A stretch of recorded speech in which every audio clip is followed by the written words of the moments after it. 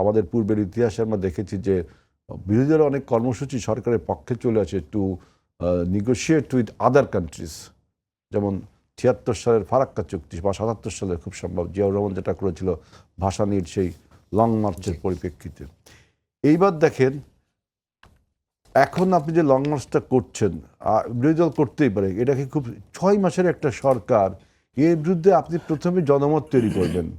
আমি ওনাদের মেন্টর না, যে আমি অত বড় রাজনীতিবিদও না যে জামাত ইসলাম বা ১১ দলকে বুদ্ধি দিয়ে, আমি আমার নিজের অনুমান, আমার নিজের রাজনৈতিক অভিজ্ঞতা থেকে বলছি যে গত স্বাধীনতার পর থেকে এই পর্যন্ত যতগুলো সরকার আছে, কোনো দিন কোনো সরকার এত আর্লি এত বড় কর্মসূচি দেখি না। কিন্তু প্রথমে একটা জনমত গড়ে তুলতে হয়, কী কী আমাদের ফেইলিয়ারগুলো কী কী, এগুলো বলতে হয়, সমাবেশ করতে হয়, সভা করতে হয়, সেমিনার করতে হয়।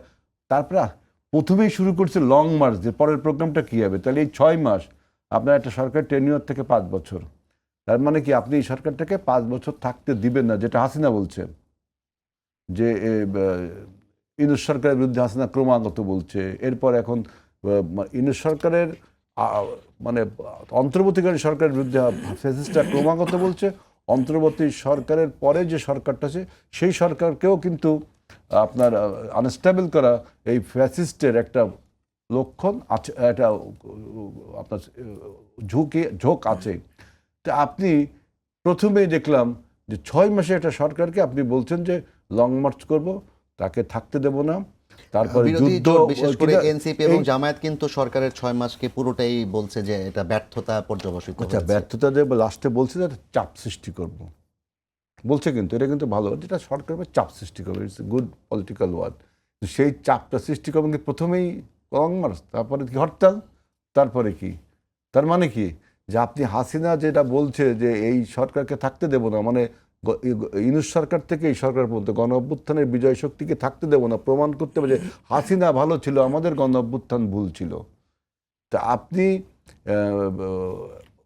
কোনো রকম, আমি কোনো রাজনৈতিক দলকে আমি বললাম ৫৫ বছরে বাংলাদেশের রাজনৈতিক বা ৫৬ বছরের ইতিহাসে আপনি দেখবেন নির্বাচনের ৫-৬ মাসের মধ্যে কোনো দল এত বড় কর্মসূচি দিচ্ছে। অন্তত লং মার্চটা করতে গেলে অন্তত ২-৩ বছর সময় দিবেন। এখন যদি বলেন যে আপনার ২-৩ বছর থাকার যোগ্যতা নেই, তাহলে বাংলাদেশের ইলেকশনকে তো আপনি ইগনোর করলেন।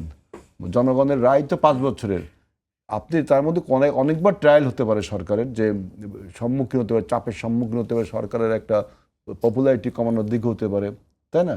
কিন্তু আপনি পরাজিত শক্তি যে বয়ান শুরু করেছিল যে ৫ই আগস্টটাই ভুল, আপনি তো সেই দিকে হাঁটছেন। আপনি সরকারের ব্যর্থতা বলছেন চাপ সৃষ্টি করব, খুব ভালো কথা বলছেন। সেই চাপটা দেওয়ার পদ্ধতি কি ওই প্রথমেই আপনি লং মার্চ, আগে কোনো কর্মসূচি নেই। এই জন্যই বলছি ওনাদের এই পলিটিক্যাল ব্যাকরণটা আরও বেশি অধ্যয়ন করা, বোঝা উচিত ছিল।